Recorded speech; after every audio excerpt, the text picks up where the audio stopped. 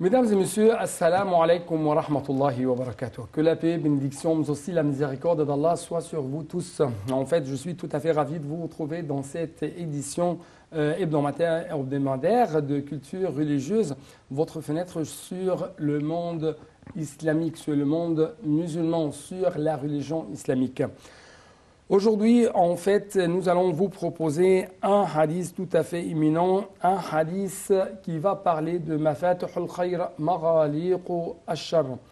Avec plus de précision, notre grand prophète Mohammed paix et salut soit sur lui a dit « Certaines personnes sont des clés du bien et des serrures face au mal, et d'autres personnes sont des clés du mal et des serrures face au bien. Bonne annonce à celui dont Allah fait une clé du bien et malheur à celui dont Allah fait une clé du mal. » Donc c'est le grand hadith, les explications, les éclaircissements seront avec notre invité de marque, Dr Sami Mandour, le grand professeur à l'université de l'Azhar. Dr Sami, vous êtes toujours bienvenu sur Internet. Merci. Merci beaucoup pour votre présence. Merci. Et nous attendons bien sûr l'interprétation, les justifications, les explications, mais aussi les éclaircissements concernant ce hadith. Oui, Bismillahir Rahmanir Rahim. Alhamdulillah, wa salatu wa salamu ala sayyidina Rasulillah wa ala alihi wa sahbihi wa man wala. Rabbi shrah li sadri wa yassir li amri wa hlul 'uqdatan min lisani yafqahu qawli. En effet, vous avez bien cité un hadith très important du prophète Mohammed sallallahu alayhi wa sallam, puisqu'il s'agit de la finalité de l'islam. Il s'agit de l'objectif de la création de l'homme. Il s'agit de pourquoi l'homme est là dans cet univers. Et pourquoi le prophète a été envoyé. Et pourquoi le prophète sallallahu alayhi wa sallam a eu ce message et sa mission après tous les autres prophètes. Et pour dire quand même pourquoi tous les prophètes et messagers d'Allah ont été envoyés. Puisque normalement, quand Allah a créé l'homme, il a créé l'homme et il a dit « وَهَدَيْنَاهُ النَّجْدَيْنِ » c'est-à-dire Allah a guidé l'homme vers les deux chemins. Quand on dit les deux chemins, les deux voies, vous avez la voie du bien, la juste voie, et vous avez la voie de mal, le chemin de mal. Donc voilà la voie du bien qui mène au paradis et la voie de mal qui mène à l'enfer. Donc dès les débuts de la création, c'était comme ça. Allah a déjà précisé à Adam, à tous les prophètes, dès Adam jusqu'au prophète Mohammed sallallahu alayhi wa sallam, il s'agit de bien, appeler au bien et interdire le mal. Raison pour laquelle vous avez dans le Coran un verset très important. Il y a deux versets où l'on parle de la Ummah islamique, de la communauté musulmane, la Ummah de l'islam. Quand Allah a dit, vous avez le premier verset, « Kuntum khayra ummatin, ukhrijat linnasi, ta'muruna bil ma'rufi, wa tanhauna 'anil munkari, wa tu'minuna billah » Vous avez donc les qualités, les traits caractéristiques, les privilèges de cette Ummah, la Ummah musulmane. Vous avez « Tu'minuna billah, ta'muruna bil ma'ruf, tanhauna 'anil munkar » Vous avez donc trois conditions sine qua non pour faire partie de cette Ummah. Oui. Vous avez « Tu'minuna billah » c'est la foi. Vous devez avoir la foi en Allah subhanahu wa ta'ala. « Tu'minuna billah, ta'muruna bil ma'ruf » c'est-à-dire enjoindre le bien, wa tanhauna 'anil munkar, interdire le mal. Là, c'est ce qu'on appelle miftahul khayri mighlaqu ash-sharr. Quand vous êtes là, vous entraînez le bien. Et quand vous êtes là, vous interdisez le mal. Quand vous absentez, le bien n'est pas là. Et quand vous absentez aussi, vous absentez, le mal n'est pas là. Donc, c'est-à-dire, vous êtes toujours là, donc c'est le bien. Si vous êtes toujours ici, vous interdisez le mal. S'il y a quelque chose de mal devant vous, vous devez l'interdire de la façon la plus adéquate à la lumière du verset coranique « Ud'u ila sabili rabbika bil hikmati wal maw'idati al hasanati wajadilhum billati » c'est-à-dire appelle à la religion d'Allah par bil hikmati, la sagesse, wal maw'idati al hasana, la bonne exhortation, et discute avec eux de la meilleure façon. Donc là, c'est al-khayr. Donc c'est le bien, le chemin de bien qu'on doit commencer. Ça commence dès la foi. Ouais. Donc, vous devez avoir la foi pour mener tout ce qui est, pour faire tout ce qui est bien et tout ce qui est utile dans notre société. Oui. Et La finalité de l'islam, c'est l'appel au bien et c'est l'interdiction à tout du appel tout mal. Au mal. Oui. Et deuxièmement, il y a toujours une récompense consacrée à ceux qui appellent au bien et un châtiment consacré à ceux qui appellent Appel et fait, les deux à la ouais, fois. appel et fait. Nous allons bien sûr savoir un peu plus d'explications, notamment comment nous pouvons être mafatuhu al-khayr, comment nous pouvons être la clé du bien et les serrures du mal. C'est ce qu'on va savoir, mais justement après ce petit reportage.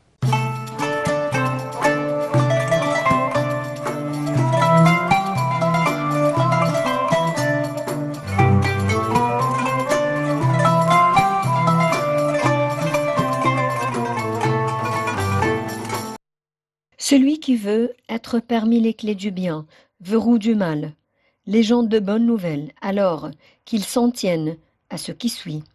La sincérité envers Allah dans les paroles et les actes. Elle est en effet la base de tout bien et la source de tout mérite. L'invocation et l'insistance auprès d'Allah, de la réussite en cela. En effet, l'invocation est une clé pour tout bien. Et Allah ne repousse pas un serviteur qui l'invoque et ne déçoit pas un croyant qui l'implore. Désirez ardemment la quête de la science et son acquisition, car la science invite aux vertus et aux actions nobles, et on y rempart contre les vices et les grands crimes. S'appliquer dans l'adoration d'Allah, notamment les obligations, et en particulier la prière, car elle préserve de la turpitude et du blâmable. Se parer des nobles caractères et de ce qui en est imminent, s'éloigner des mauvais comportements et de ce qui en est aissable. Fréquenter les bons et s'asseoir auprès des vertus, car les anges encerclent leur assise et la miséricorde les enveloppe. Et prendre garde aux assises des mauvais et des prévés. Elles sont certes ce sur quoi descendent les diables. Conseiller les gens lors de leur compagnie et de leur fréquentation en les occupant dans le bien et en les détournant du mal. Se rappeler le retour et la station debout devant le Seigneur de l'univers, alors le bienfaisant sera rétribué pour sa bienfaisance et le malfaisant pour sa malfaisance. Et le pilier de tout cela est l'ambition du serviteur dans le bien et dans l'intérêt des gens, à partir du moment où l'ambition est présente, que l'intention est résolue, que la détermination est certaine, qu'il aura demandé l'aide d'Allah en cela et aura accompli les choses conformément, il sera alors, par la permission d'Allah, parmi les clés du bien, verrou du mal.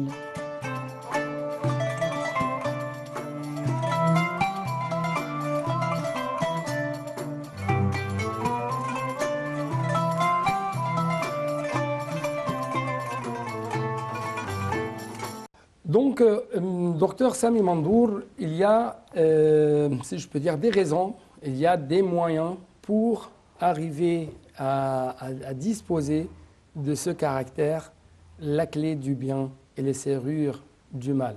Oui, c'est exactement ça, puisque nous avons déjà parlé de les traits caractéristiques de la Ummah musulmane. Et l'autre verset nous donne cette clé. Parce que l'autre verset dit وَلْتَكُنْ مِنْكُمْ أُمَّةٌ. Vous avez la Ummah, la grande Ummah en général, et vous devez avoir un groupe tiré de cette Ummah qui va faire quoi? Comme le dit le verset Ummatun yad'una ila al-khayr. Donc nous devons tous appeler au bien. Wa ya'muruna bil ma'ruf. Donc le Coran, dans les mêmes versets, insiste sur l'appel au bien et l'interdiction du mal. Et donc, comment faire? Comment essayons de, comme le hadith du prophète le dit, Inna minan nasi nasan. Parmi les hommes, il y a des gens.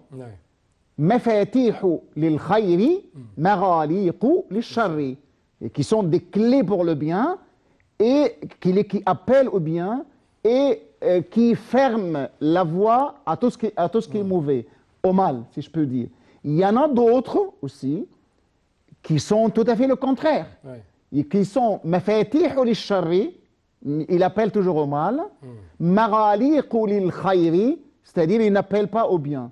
Donc c'est tout à fait le contraire. Vous avez deux catégories de gens. Catégorie qui appelle toujours au bien. Quand tu vois quelqu'un, ça te rappelle Allah, ça te rappelle le bien, ça te rappelle tout ce qui est utile à la société. Mais vous avez quelqu'un d'autre qui est criminel, qui est toujours mauvais et qui est méchant. Et quand tu le vois, tu te rappelles toujours de tout ce qui est mauvais. Et donc là, qu'est-ce que le prophète le dit? Mafatih. Donc il y a les deux. Et donc, comme vous l'avez déjà dit, il y a au bout du chemin, qu'est-ce que nous allons trouver? Les gens de bien, qu'est-ce qu'ils ont? La récompense. La récompense. Et les gens de mal, qu'est-ce qu'Allah leur a réservé dans le jour du jugement dernier? Donc le prophète a dit, Fatouba. Touba, c'est plutôt le paradis. Une catégorie, un type de paradis. Fatouba liman kana miftahan lil khayri mighlaqan lil shar. Donc paradis. Donc ça sera au paradis. Ça sera au paradis. Appellent au chemin de bien, ou ceux qui exactement ça. Wa waylun liman kana miftahan lil sharri mighlaqan lil khayri. Waylun, c'est une vallée en enfer. Donc là, le symbole Touba, Touba c'est le symbole de paradis. Waylun, c'est le symbole de l'enfer. Donc, au bout du chemin, de votre chemin, c'est à vous de choisir. Est-ce que vous allez choisir le chemin de bien? Donc, dans ce cas-là, vous irez directement au paradis. Et si vous avez bien choisi le choix de mal, vous devez certainement aller à l'enfer. Et donc, là, c'est la première chose que le musulman doit mettre dans l'esprit, parce que là, la première chose, vous allez voir quelle sera la fin de votre travail. C'est-à-dire le résultat de votre travail, le fruit de votre travail. Est-ce que ça sera un bon fruit ou bien un fruit amer? Donc, celui qui fait le bien aura un bon fruit, comme c'est un fruit qui est bon à manger, mais celui qui fait le mal, il aura des fruits amers, c'est-à-dire l'enfer. Et donc, comment faire? La première clé, parce que normalement, quand il y a quelqu'un qui a dit, Allah a dit, La ilaha illallah miftahul jannah. Dire la formule, La ilaha illallah, il n'y a aucune divinité en dehors d'Allah, c'est la clé du paradis. Et le chemin de bien mène au paradis. Et donc, imaginez, vous devez avoir la clé. Et la clé, c'est quoi? C'est dire La ilaha illallah. Mais il y a quelqu'un qui a posé la question à l'un de grands tabi'in, de grands sahaba, qui ont déjà plus proche du temps du prophète, Wahb ibn Munabbih. Mais comment? Est-ce que si on a dit La ilaha illallah, donc on doit entrer dans le paradis, comme le dit le hadith, il a dit oui, mais vous avez la clé. Mais quand vous avez la clé, il y a ce qu'on appelle d'ici, il y a oui, vous avez la clé. Et dans la clé, il y a des comment dirais-je?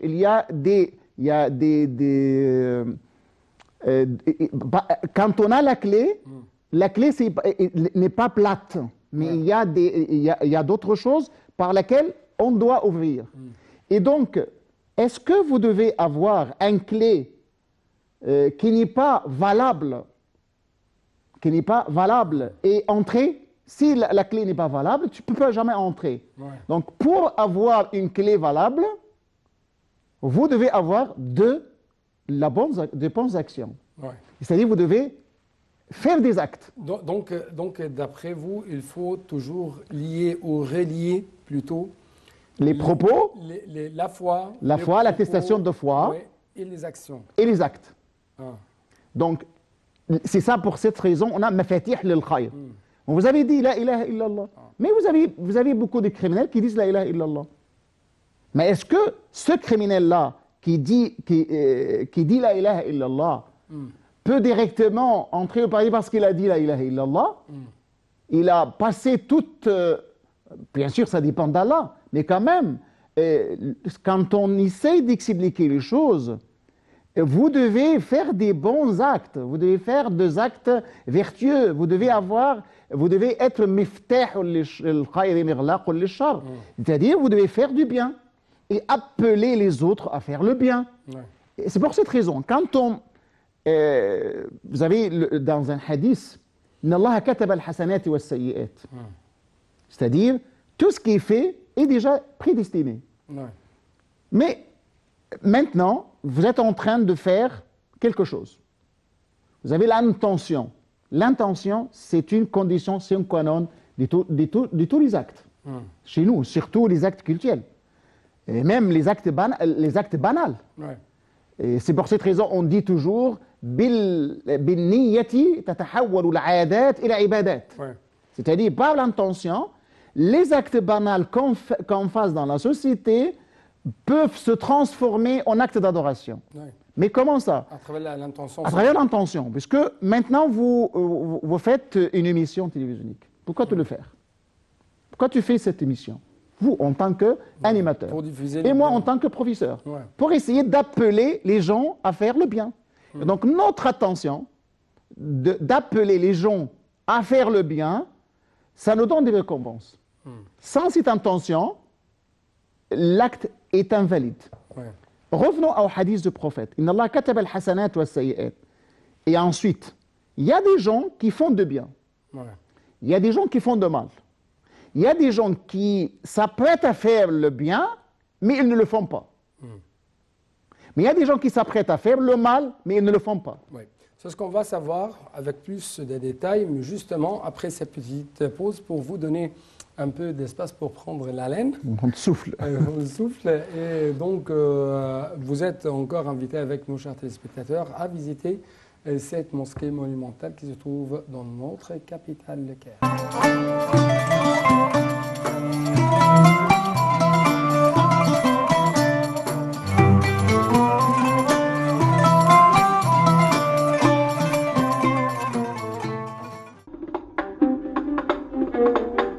Lorsque le commandant des troupes fatimides, Jawhar al-Saqili, fut envoyé par le calife Al-Mu'izz al-Din pour conquérir l'Égypte, il entreprit la construction du Caire et y fonda la mosquée d'Al-Azhar en 969. La construction de la mosquée s'étendit sur 2 ans. La mosquée d'Al-Azhar ouvrit ses portes pour la première fois en 972. Depuis cette date, la mosquée d'Al-Azhar et son université deviennent parmi les plus célèbres dans le monde musulman.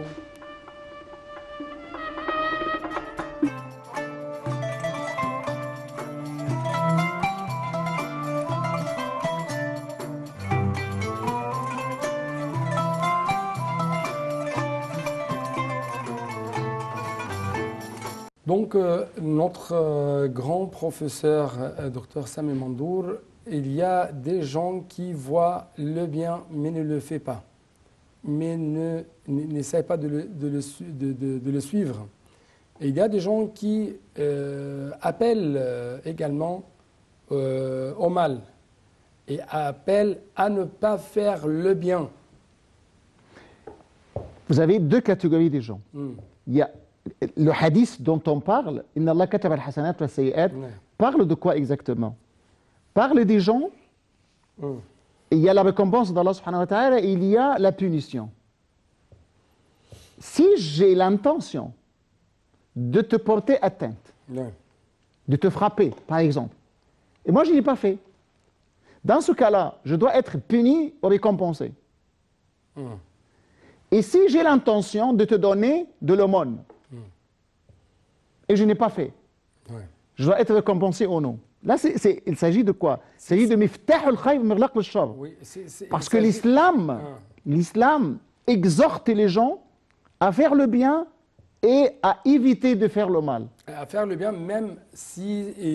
même avec l'intention. C'est-à-dire, si j'ai l'intention de porter atteinte à quelqu'un, et donc je me rappelle d'Allah subhanahu wa ta'ala, je me rappelle, mais comment faire atteinte à quelqu'un? Mais c'est interdit. Allah m'a interdit de porter atteinte, de faire tort à quelqu'un. Donc je me suis rappelé d'Allah, et dans ce cas-là, je me suis interdit de faire le mal. Et dans ce cas-là, hein, j'aurais être récompensé. Même si je n'ai pas fait un acte de bien, mais j'ai l'intention de ne pas faire le mal. Ouais. Je n'ai pas l'intention de faire le mal. Allah, c'est très bon, c'est Oui. la grandeur de l'islam. Oui. Donc si j'ai l'intention de faire Le mal, et je ne commets pas le mal, ouais, dans ce cas-là, je serai récompensé. je serai- Parce que je me suis interdit de faire le mal. c'est ça pour l'amour de Dieu. Comment... Normalement, c'est pour l'amour de Dieu. C'est pas parce que je trouvais un policier, et donc le policier va m'arrêter si j'ai fait de mal. Non, c'est pas pour cette raison. J'ai évité de faire le mal, de porter atteinte à quelqu'un, de faire tort à quelqu'un, parce que je me suis rappelé que Allah m'a interdit de le faire. Donc je me suis interdit de le faire pour l'amour d'Allah subhanahu wa ta'ala. Allah. Donc dans ce cas-là, Allah me dit, là, vous devez être récompensé. Ouais. Je vous récompenserai, certes et certain. Parce que le hadith, le prophète, Inna Allah kataba al-hasanati wa as-sayyi'at, faman hamma, c'est-à-dire à l'intention, bihasanatin fa'alaha, vous avez l'intention de faire le bien, donc tu as fait le bien, la bonne action. Donc dans ce cas-là, vous devez être récompensé. Et la récompense, c'est quoi? Vous avez une récompense redoublée en 10, redoublée en 700. Ouais. Donc vous avez la bonne action que vous devez faire, vous devez avoir 100 récompenses. Pas une seule, une qui va doubler en 10, qui va redoubler aussi en 700. Ouais. ومن هم بحسنة فلم يفعلها كتبت له حسنة. Mais celui qui a l'intention de faire le bien, il n'a pas fait, il a aussi la récompense d'intention. Celui qui a l'intention de faire le mal, il n'a pas fait le mal, il sera récompensé. Ouais. Et celui qui fait le mal et a l'intention de faire une mauvaise action, il l'a fait, il n'aura qu'une seule mauvaise action. Qu'une seule sayyi'a, une seule sayyi'a. Mais pas le hasana, hasana, redoublé en 10, redoublé en 700. Donc si j'ai C'est l'intention de faire... la grâce immense d'Allah subhanahu wa Ouais, ta'ala. si donc j'ai l'intention de faire une sorte d'action dans mes intentions et je ne le fais pas, donc ça sera récompensé d'une seule hasana. Oui. Bonne action. Mais si je le fais, ça sera Redoublé. En 10. Et même dans un autre C'est de la hadith, générosité, ouais. 700 hasana. Ouais. Et par contre, si vous avez fait du mal, c'est une seule sayyi'a. Là, il s'agit, quand on dit sayyi'a, il faut faire attention. Il faut faire une différence entre deux sortes de sayyi'a. Ouais. Deux sortes de mauvais actes. Ouais. Puisque quand même, il y a une certaine confusion dans la mentalité de certains gens. Et là, c'est aussi c'est pour pousser, exhorter le musulman à faire le bien et ne pas faire le mal. Puisque normalement, le sayyi'a, c'est quoi? Vous pouvez faire, par exemple, la prière, c'est un droit divin d'Allah. Je le fais exclusivement pour Allah. Si je ne fais pas la prière, ça ne porte atteinte à aucune personne. Ouais. À personne. Ouais. Mais si je commence maintenant à semer le désordre sur la terre, à porter atteinte à quelqu'un, à faire tort à quelqu'un, Ouais. à tricher par exemple, Ouais.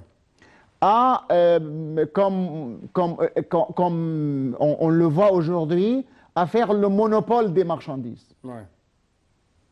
Ce sont des mauvais actes, de mauvaises actions qui portent atteinte à des êtres humains. Ouais. Dans ce cas-là, donc vous avez les deux catégories. La première catégorie, ça concerne Allah subhanahu wa ta'ala. Si vous avez bien abandonné un acte cultuel, comme le salat, comme la prière, le jeûne, le pèlerinage et tout ça, donc ça revient à Allah de vous pardonner. Ouais. Mais si on a commis un acte abominable, criminel, un mauvais acte contre un être humain, que ce soit musulman ou autre, il s'agit d'un être humain, puisque l'être humain, en tant qu'être humain, est sacré, et inviolable. Et il ne faut pas violer ce droit. Si vous avez violé, bafoué les droits d'un être humain, dans ce cas-là, Allah ne pardonnera jamais le péché que vous avez fait, à condition que l'être humain pardonne. Si l'être humain ne pardonne pas, Allah ne pardonnera jamais.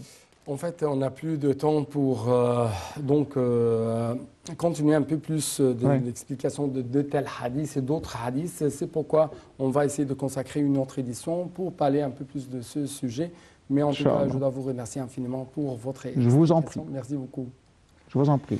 Et c'est pareillement pour vous, chers téléspectateurs. Merci. Assalamu alaikum wa rahmatullahi wa barakatuh. Wa alaikum assalam wa rahmatullahi.